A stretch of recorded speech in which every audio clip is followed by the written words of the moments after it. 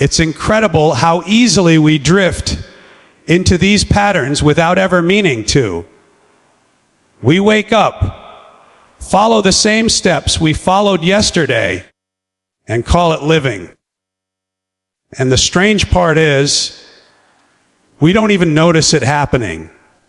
We don't notice how a routine slowly becomes a script, and how a script quietly becomes a kind of sleep. Not the peaceful kind. More like the kind where your eyes are technically open, but nothing underneath them really is. And we don't question it because everyone else seems to be moving the same way, repeating the same lines, nodding along to the same rhythms. There's comfort in that sameness, and we cling to comfort like it's oxygen. But comfort, when left unchecked, turns into a lullaby, and people fall asleep to lullabies. The world doesn't even have to try very hard to keep us in that half awake, half alive state. All it has to do is keep giving us enough distractions to fill the quiet, enough noise to drown out the questions we don't want to ask, and enough certainty to silence the parts of us that want to explore. We are so good at choosing the illusion because it's smooth around the edges and easy on the heart. It lets us stay on autopilot without feeling guilty. It gives us the illusion of movement without demanding any real direction. And after a while, it becomes normal. So normal that even noticing it feels like rebellion. But there's a cost to all that comfort. The more we rely on it, the more disconnected we become from ourselves. We start moving through life as if we're checking boxes instead of choosing paths. We accept stories we never wrote. We inherit beliefs we never examined. And we wrap ourselves in expectations that don't even fit us, all because questioning them feels like waking up in a room full of bright lights after being in the dark for too long. That shock, the emotional one, is exactly why people avoid awareness. Not because they don't want to know the truth, but because knowing requires change, and change requires courage.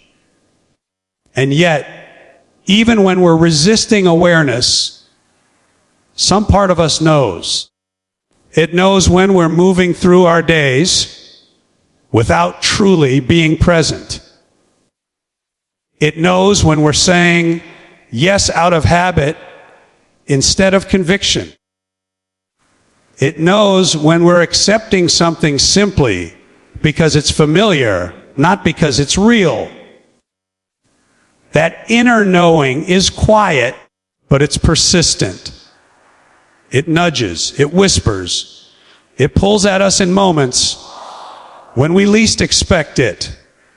When the room is silent, or when we're alone with our thoughts, or when something small and ordinary catches our attention in a way that feels anything but ordinary.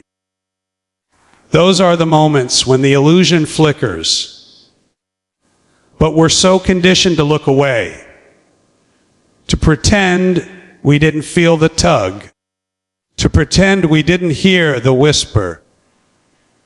And it's not because we're weak or fearful.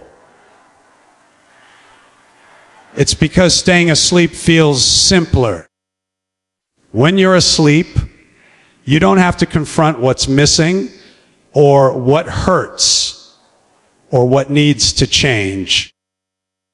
You don't have to challenge the expectations that weigh you down.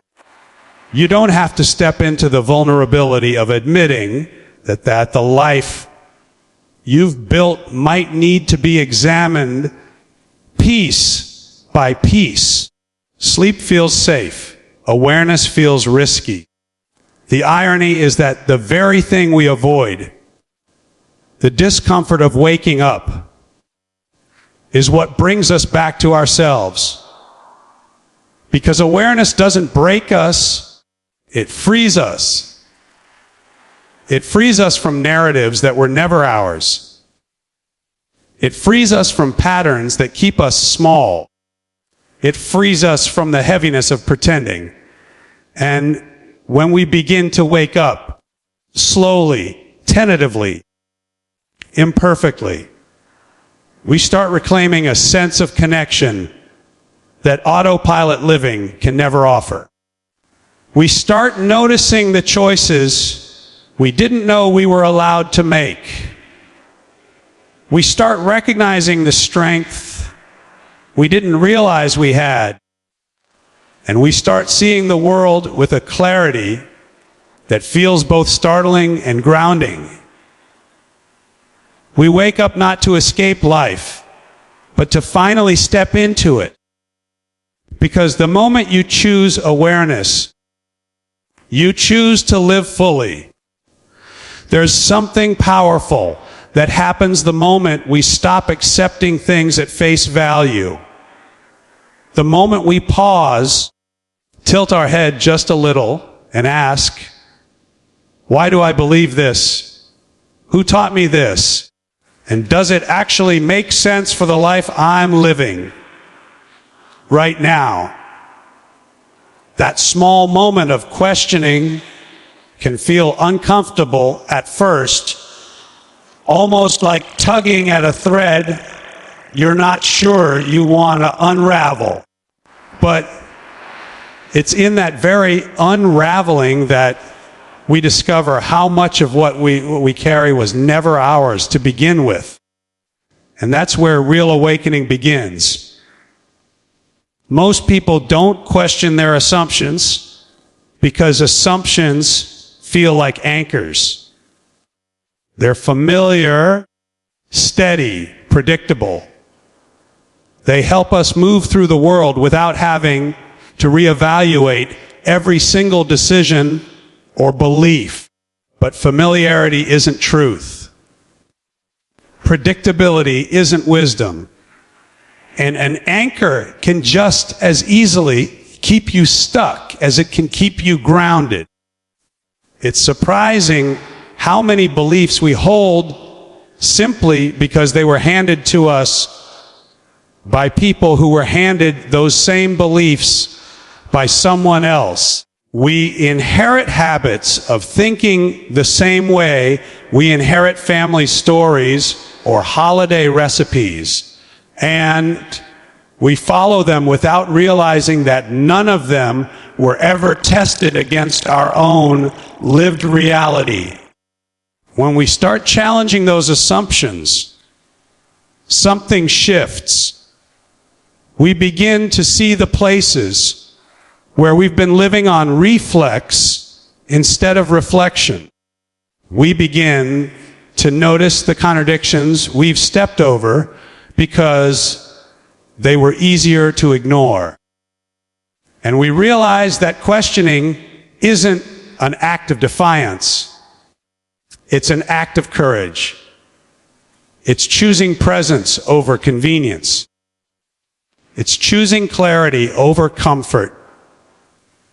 It's choosing to step into the discomfort of seeing things as they are instead of how we've been told they're supposed to be. Sometimes the assumptions we challenge are small, almost invisible, like the belief that we always have to be agreeable, or productive, or strong, or grateful.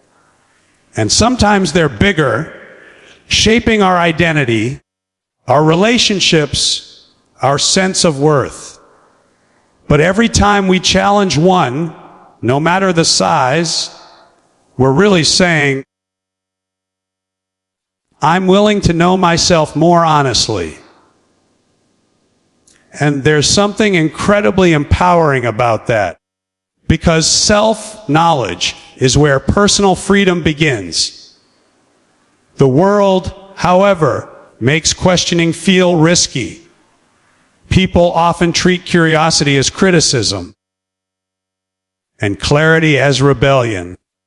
When you start asking deeper questions, even if they're quiet and personal, it can unsettle people who prefer the predictable version of you. The version that doesn't rock the boat.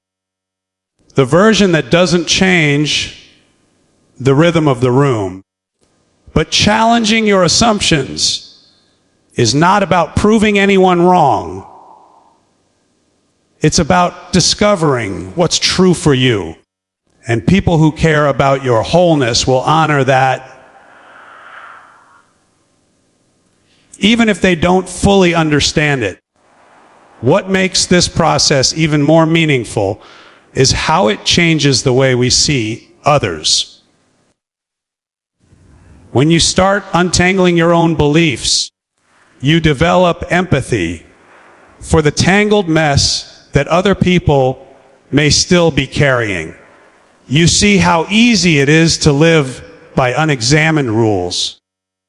How easy it is to move through the world believing what you've been told. How easy it is to cling to a narrative simply because it's been with you for so long that you've mistaken it for identity. And suddenly, instead of judging others for their blind spots, you begin to understand how human those blind spots really are. Challenging assumptions isn't about dismantling everything at once. It's about gentle curiosity. It's about giving yourself permission to outgrow ideas that no longer fit. It's about recognizing when a belief is too small for the life you're stepping into. And it's about trusting yourself enough to let go of the thoughts that keep you safe, but not whole. What makes this kind of work so transformative is that once you begin, you can't unsee what you've seen. You can't return to autopilot. You can't pretend that the old narratives still define you. You may revisit them out of habit, but you won't live in them anymore because you'll know there's more beyond them, more depth, more truth, more alignment. Challenging your assumptions doesn't just wake you up. It reminds you that you've always had the power to rewrite what comes next. And that's when you finally start choosing your life instead of simply inheriting it. It's almost impossible to ignore how loudly the world pulls at us these days.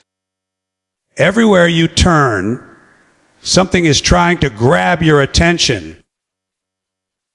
Notifications lighting up your phone, headlines engineered to spark panic, ads promising to fill a void you didn't even know you had, and an endless stream of noise designed to make sure you never have to sit alone with your own thoughts.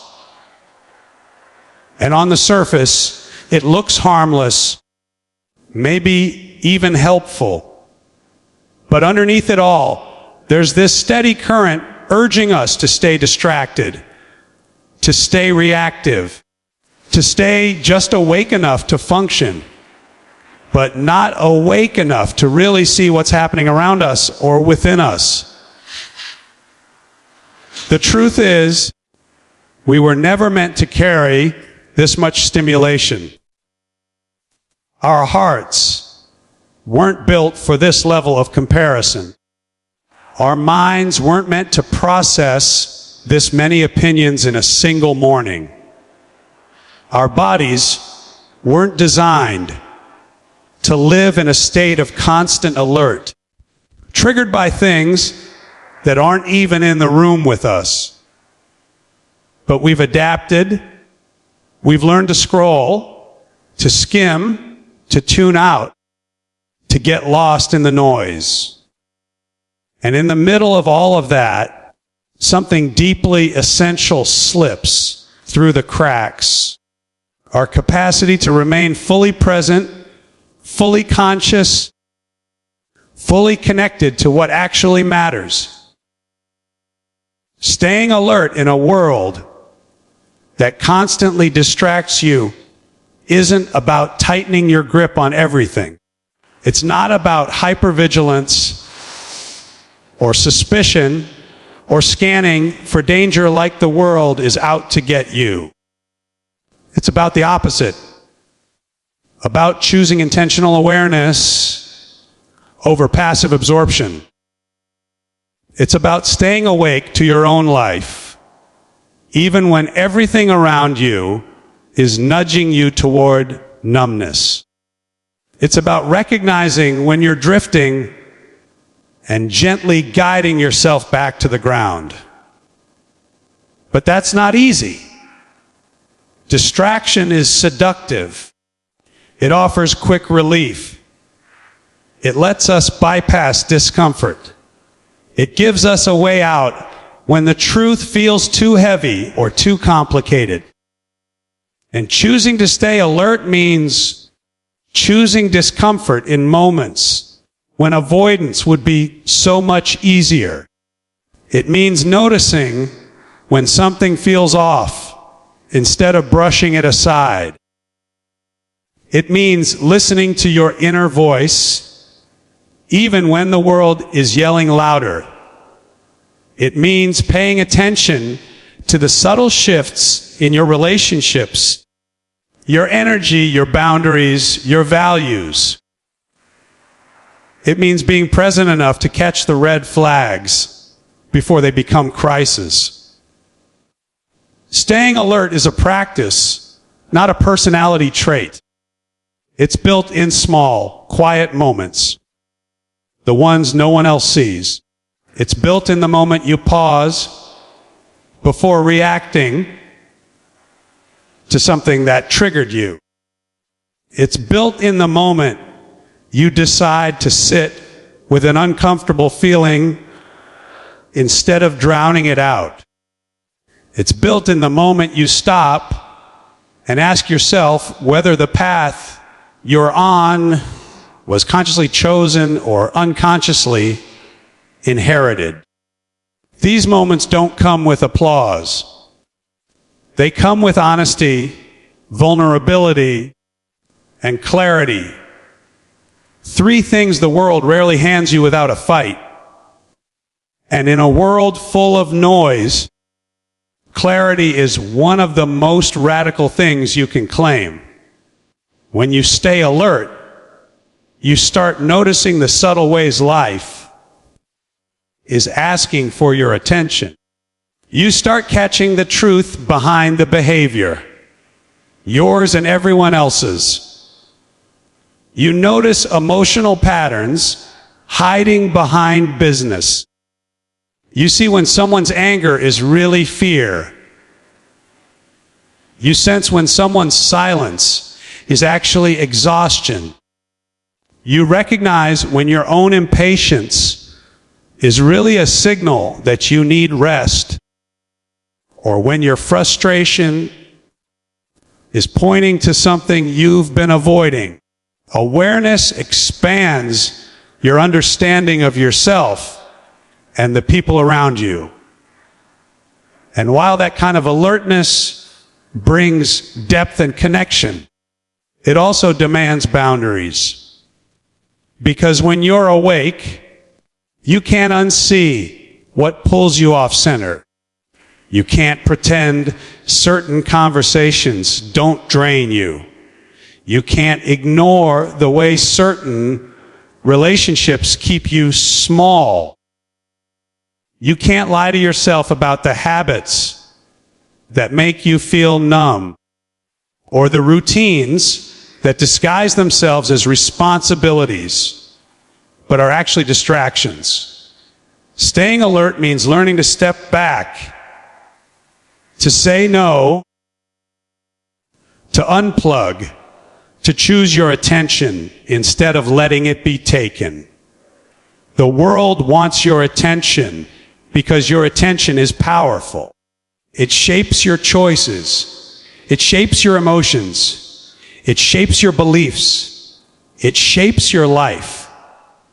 And when you reclaim it, when you direct it with intention, instead of letting it scatter in 1,000 different directions, something remarkable happens. You begin to live from a place of alignment rather than reaction. You begin to center your values instead of your fears. You begin to hear your own voice clearly without it getting lost in the chaos. And that clarity makes you grounded. It makes you resilient. It makes you present. It makes you capable of responding instead of spiraling. It helps you see the world not as you're told it is, but as it actually is. And most importantly, it helps you see yourself, not as a collection of expectations or obligations, but as a human being navigating life with intention and courage. Staying alert doesn't mean you never get tired or distracted or overwhelmed. It means you know how to return. It means you know how to recalibrate. It means you recognize when you've drifted and gently bring yourself back to awareness. It means you choose again and again to be awake to your life. Because the more you stay alert, the more life reveals itself. Not in the noise, but in the moments that ask you to pay attention. And that awareness, that grounded presence, becomes the doorway to a life that is lived, not just survived.